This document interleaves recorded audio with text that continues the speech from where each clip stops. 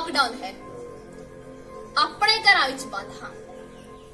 तुसीं ही कहा सी घरां विच रहोगे तां बचोगे। सानू उदों भी पता सी घरां विच रहण लई कहना तुहाडी मजबूरी है, क्योंकि तुहाडे लई जरूरी सी हस्पतालां दवाइयां तो वध के और शहनशाह दा शाही स्वागत। लॉकडाउन है, घरां विच बंद हां, ताले दरवाजिਆਂ ਨੂੰ ਲੱਗੇ ਨੇ, ਸਾਡੀ ਅਕਲ ਨੂੰ ਨਹੀਂ। ਤੁਸੀਂ ਤਾੜੀਆਂ, ਥਾਲੀਆਂ, ਮੋਮਬੱਤੀਆਂ, ਨਾਰਿਆਂ, ਜੈਕਾਰਿਆਂ ਦੇ ਸ਼ੋਰ ਵਿੱਚ ਦਬਾ ਦੇਣਾ ਚਾਹੁੰਦੇ ਹੋ ਭੁੱਖ ਨਾਲ ਵਿਲਕਦੇ ਲੋਕਾਂ ਦੀਆਂ ਆਵਾਜ਼ਾਂ। ਸਾਨੂੰ ਪਤਾ ਹੈ ਕਿ ਤੁਹਾਡੇ ਕੋਲ ਲੋਕਾਂ ਲਈ ਕੁਝ ਨਹੀਂ। ਨਹੀਂ गलत कह रही हां, तुहाडे कोल लोकां लई हिंदू, मुस्लिम, पुलिस दियां लाठियां,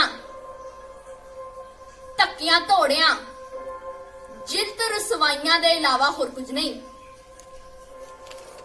लॉकडाउन है, घरां विच बंद हां। ਇਹ वक्त तुहाडे लई संजीवनी है।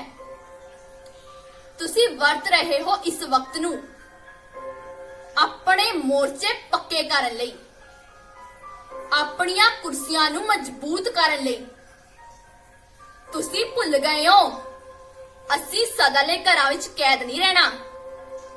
जदों बाहर आवांगे तुहाडीआं अखां 'च अखां पा के तुहानूं पुछांगे ਉਹ सवाल जो तुहानूं चंगे नहीं लगदे, ਉਹ सवाल जो ਤੁਹਾਡੇ सीनिया विच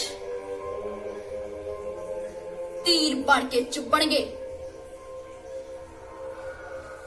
तीर बन के चुभणगे। बिखरे आपे नूं तरतीब दे रहे हां। तुसीं सानूं उड़ीकियो, असीं आवांगे।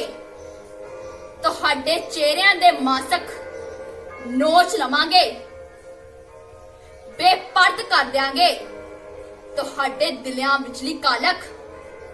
हाँ, अजे लॉकडाउन है, असीं अपने घरां दे विच बंद हां।